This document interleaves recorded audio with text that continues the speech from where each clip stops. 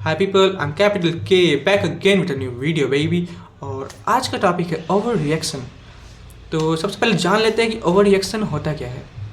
Over reaction को हम आम तौर पे कह देते हैं कि हाँ, सामने वाला ज़्यादा गुस्सा कर रहा है तो हम कह देते हैं कि तुम ओवर रिएक्ट कर रहे हो। पर ओवर रिएक्शन सिर्फ गुस्से को लेके हम लोग नहीं कहेंगे। ओवर रिएक्शन बहुत सारे इमोशंस को कवर करता है। कोई ज़्यादा उदास भी होता है तो भी ओवर रिएक्शन हो सकता है। कोई ज़्यादा खुश है उसको भी हम ओवर रिएक्शन कह सकते हैं। ओवर रिएक्शन बेसिकली कह सकते हैं कि बात छोटी सी रहेगी पर जो हम रिएक्शन देंगे, जो अपना इमोशनल आउटपुट देंगे उस बात के ऊपर, वो काफ़ी ज़्यादा देंगे, ज़रूरत से ज़्यादा, जितना वो डिजर्व नहीं करता हमसे ज़्यादा उस पर रिएक्ट करेंगे। तो इसे कह सकते हैं ओवर रिएक्शन। और एग्जांपल मैं ले सकता हूँ कि तुम अपने दोस्त को मैसेज करते हो, सिंपल हाय या कुछ भी मैसेज करते हो, और जो तुम्हारा दोस्त है आगे से वो तुम्हारी मैसेज को सीन पे छोड़ दे, तुम्हें रिप्लाई ना करे, तो इससे क्या होगा कि तुम्हें लगेगा कि हाँ, सामने वाला मुझे वैल्यू नहीं करता, मेरी रिस्पेक्ट नहीं करता। और हर बंदा तो यही चाहता है अभी के समय में कि उसे वैल्यू मिले, उसे रिस्पेक्ट मिले सामने वाले से। और तुम्हें लगे कि हाँ, सामने वाला मुझे रिस्पेक्ट नहीं कर रहा है, तो तुम क्या करोगे कि तुम भी उसके मैसेज को सीन पे छोड़ दोगे, उसे रिप्लाई नहीं करोगे। और आगे बढ़ते हैं, हम जानते हैं कि ओवर रिएक्शन हम करते क्यों हैं।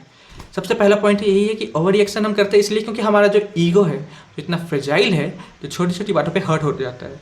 तो ईगो हर्ट होने की वजह से हम ओवर रिएक्ट कर देते हैं। और दूसरी बात कि हम एक्सपेक्टेशन जो लगा के रखते हैं सामने वाले से, और सामने वाला रियलिटी में हमारे एक्सपेक्टेशन पे खड़ा नहीं उतरता है, तो इस केस में भी हम ओवर रिएक्शन कर देते हैं। और सबसे मेन कि हम सारे छोटी छोटी बातों को पर्सनली ले लेते हैं। मतलब कुछ भी बात हो तो हम उसे पर्सनली ले लेंगे, बिना कुछ सोचे समझे हम उसे खुद पे ले लेंगे।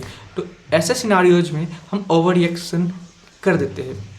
और एक बात तो मैं भूल ही गया था जो कि बहुत ज़्यादा इंपॉर्टेंट है।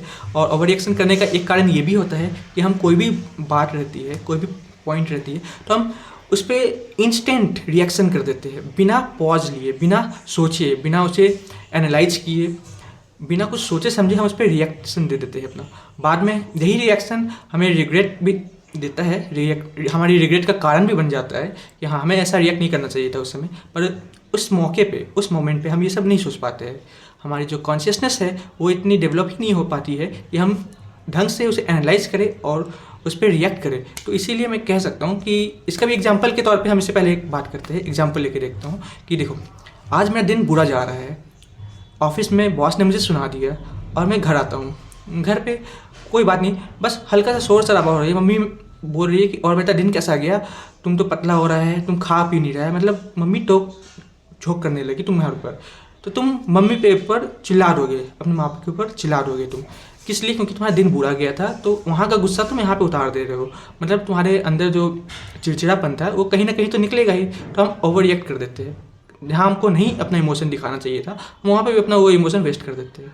पर वही अगर तुम्हारा दिन अच्छा गया, तुम खुश खुश आ रहे हो, तुम्हारी गर्लफ्रेंड तुमसे सही से बात कर रही है, तुम्हारे बॉस ने तुम्हें प्रेज किया ऑफिस के सामने, सबके सामने, और तुम घर आते हो, तो तुम इन छोटी छोटी बातों से उतना गुस्सा नहीं होगे, तुम कोई रिएक्शन नहीं दोगे इन छोटी छोटी बातों पे। तुम बस सुन लोगे और बोलोगे कि ठीक है, मैं इसे सुधारूंगा, मैं ऐसा करूँगा। तो यही होता है, ये जो लैक ऑफ पॉज है जिसकी वजह से हम ओवर रिएक्शन दे देते हैं। तो इससे डैमेज तो तुम सबको पता है, तुम सब भी झेल चुके होगे डैमेज। तो इससे तुम्हारी मेंटल हेल्थ ख़राब हो जाती है, मेंटल एनर्जी तुम वेस्ट करते हो, और कल को रिग्रेट भी होता है कि हाँ, मुझे ऐसी बात नहीं करना चाहिए था, मुझे इतना चिल्लाना नहीं चाहिए था सामने वाले के ऊपर। और तुम्हारी रिलेशनशिप है वो भी ख़राब हो जाती है इससे। तुम्हारी फ्रेंडशिप ख़राब हो, तुम्हारी लव लाइफ ख़राब हो, ओवर रिएक्शन की वजह से रिलेशनशिप तो ख़राब होती ही है। अब बात ये होता है कि इसे सुधारे कैसे। इसे सुधारने से पहले तुम ये जान लो कि रिएक्टिंग और रिस्पॉन्डिंग, इसमें बहुत अंतर होता है। रिएक्टिंग जो होता है वो इनिशियल स्टेज पे तुम इंस्टेंटली करते हो, अचानक से, तुम्हारा कंट्रोल नहीं रहता रिएक्शन के ऊपर। पर जो रिस्पॉन्डिंग होता है इसके ऊपर तुम्हारा पूरा कंट्रोल रहता है। तुम अच्छे से सिचुएशन को समझते हो, फिर इसे रिस्पॉन्ड करते हो ऐसे वे में कि कुछ ख़राब ना हो, सब चीज़ ढंग से चले, तुम्हारी रिलेशनशिप भी बच जाए और सामने वाला भी समझ जाए तुम्हारी बातों को। तो इसे सुधारना का कारण तो आसान है, आसान प्रॉब्लम में ही इसका सॉल्यूशन छुपा हुआ है।